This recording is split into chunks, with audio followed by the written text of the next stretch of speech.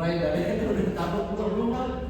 Jadi setiap angka 3, angka 6, angka 9 itu tepuk.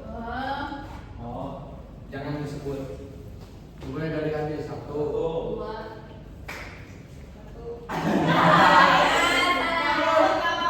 Terusin. Enggak, terus sampai berapa pun. Kelipatan 3. Biar Yang satu kalau ada angka 3.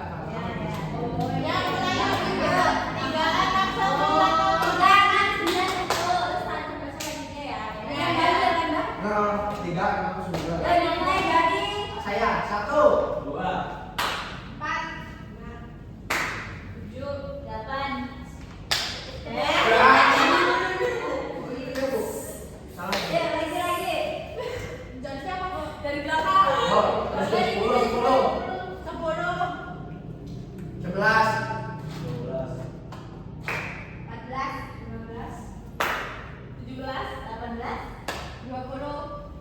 21, 22.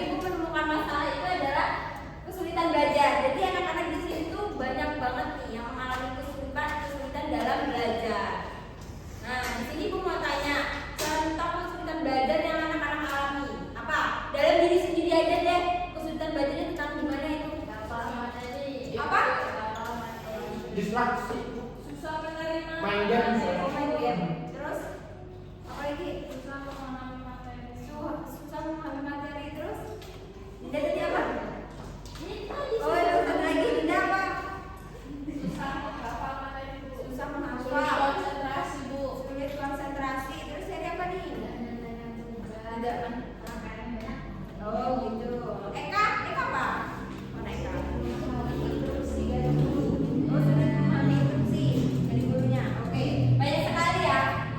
Belajar dari anak-anak berbagai macam kesulitan. Jadi kesulitan belajar itu adalah adanya perbedaan antara prestasi akademik yang diharapkan dengan prestasi akademik yang sebenarnya diperoleh. Jadi kesulitan belajar itu contohnya seperti kita mengharapkan sesuatu, cuman tuh nggak sampai maksudnya kita ingin mendapatkan juara. Kita tuh sulit dalam belajar seperti itu. Ada juga nih kesulitan belajar sebagai hambatan dalam proses belajar untuk mencapai hasil belajar. Nah seperti itu contohnya ya kita itu tadi yang ibu berikan yaitu tentang sepertinya anak-anak apa tuh namanya ingin mendapatkan juara, cuman kurang bisa dalam kesulitan belajar ya gitu. Terus ada juga nih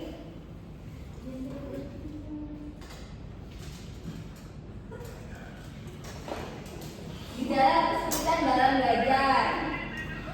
Bisa dibaca nih. Apa? Ayo baca.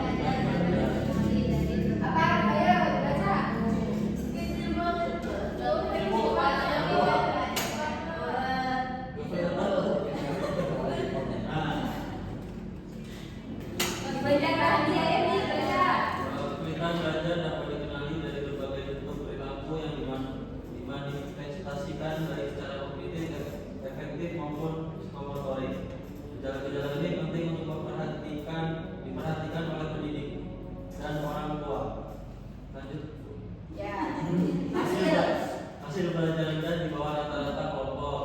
2. Hasil belajar saat ini lebih rendah dari sebelumnya. 3. Hasil belajar tidak seimbang dengan usaha yang dilakukan. Yang keempat, lambat dalam mengerjakan tugas-tugas belajar. Nah, seperti itu. Itu adalah gejala dari kesulitan belajar. Adanya hasil belajar rendah di bawah rata-rata kelompok. Contohnya nih si siapa ya? Di sini ada nggak yang nggak? Yang itu apa tuh? Misalnya dalam kelompok ini ada yang nilainya sangat rendah nih. Nggak ada.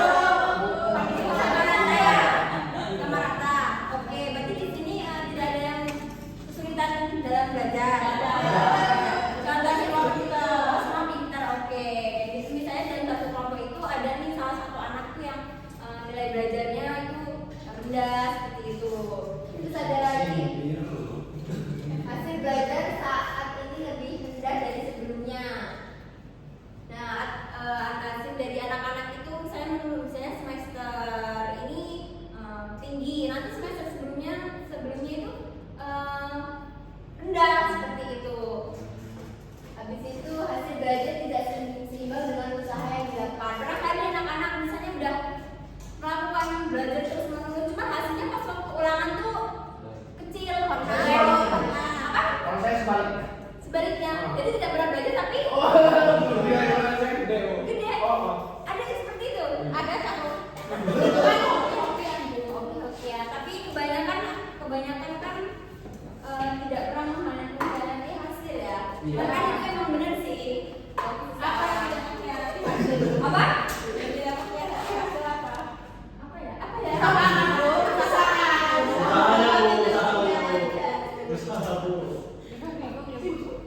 Lambat dalam mengerjakan tugas-tugas belajar.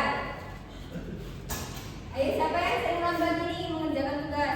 Saya Bu. Saya. Oh, kenapa? Karena terlambat. Teman saya tuh ada. Oh, teman siapa? Tapi dia nggak masuknya. Jadi itu lambat dalam mengerjakan tugas-tugas dalam belajar ya, Naya. Iya. Seperti itu ya.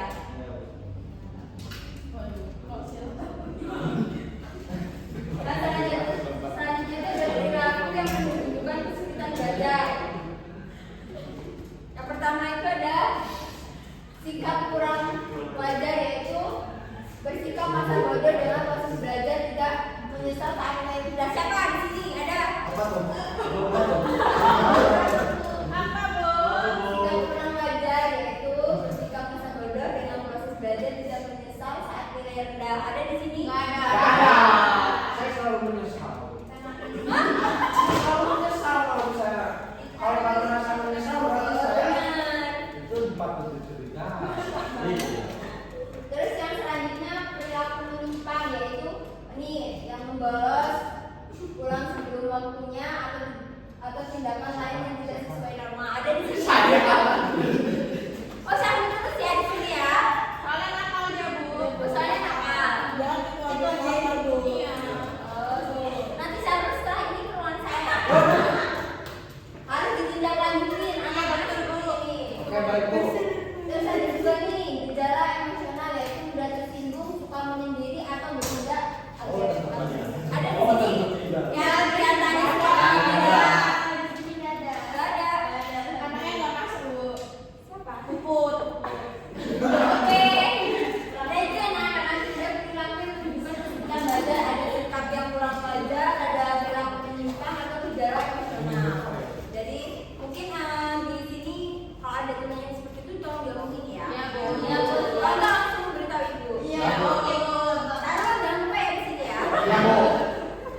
Nah ini ada cara mengatasi kesulitan belajar. Yang pertama itu mengembangkan sikap dan kebiasaan baik.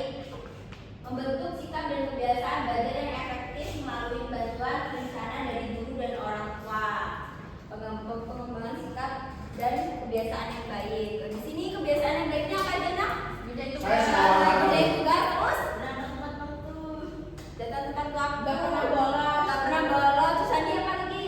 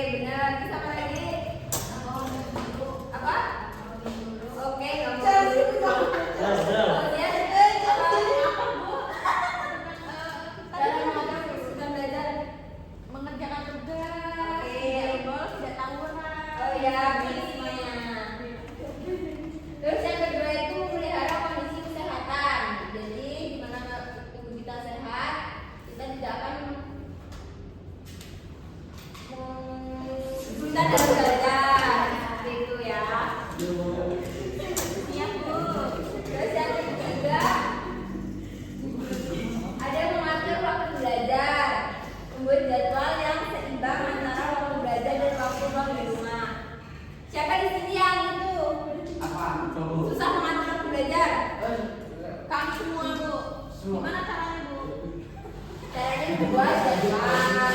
Sekolah berbeda ya nak. Mengatur jadwal yang seimbang antara waktu belajar dan waktu luang. Seperti itu. Oke Bu.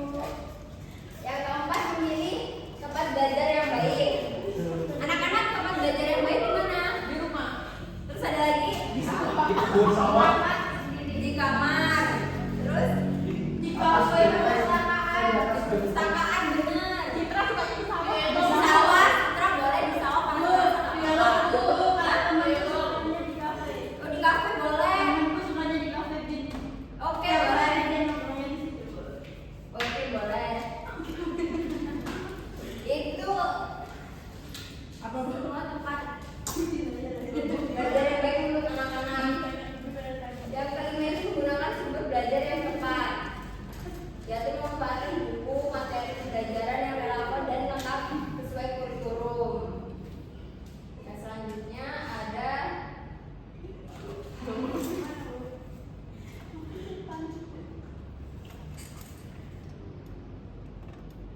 memaksimalkan potensi belajar. Yang pertama itu pilih waktu belajar yang tepat. Nah, waktu belajar yang tepat menurut anak-anak itu jam berapa? Jam Jam 8. Abis tahajud Bu. Habis tahajud boleh. Abis mandi. Ya, habis maghrib boleh. Kayaknya habis subuh. Sore Bu. Sore boleh.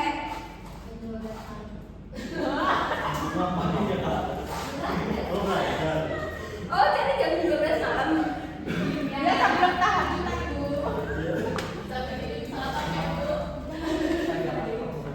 Tapi pasti berarti jam segitu ya? Yang pertama tidur dulu tapi. Oh, saya kan tidur dulu. Oke. Yang kedua itu bangun suasana belajar nyaman, seperti ganti lagu, tempat atau kamar, teras, perpustakaan yang dibilangin cek tadi. Nah, seperti itu. Yang selanjutnya kembangkan materi yang dipelajari.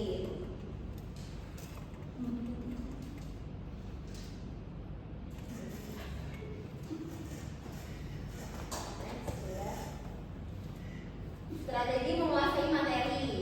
Jadi di mana anak-anak untuk mengatasi kesulitan belajar itu harus menguasai materi. Contohnya menghafal kata kunci. Dan latihan sendiri untuk kemampuan. Juga itu sediakan waktu untuk istirahat seperti itu. Nah, terima kasih. Sekian materi dari Ibu. Ada yang mau menyimpulkan? Bahwa Boleh sambil tangan ya Bu. Oke, Tentang baik. kesulitan belajar. Kesulitan belajar itu adalah hambatan dari murid ya Bu.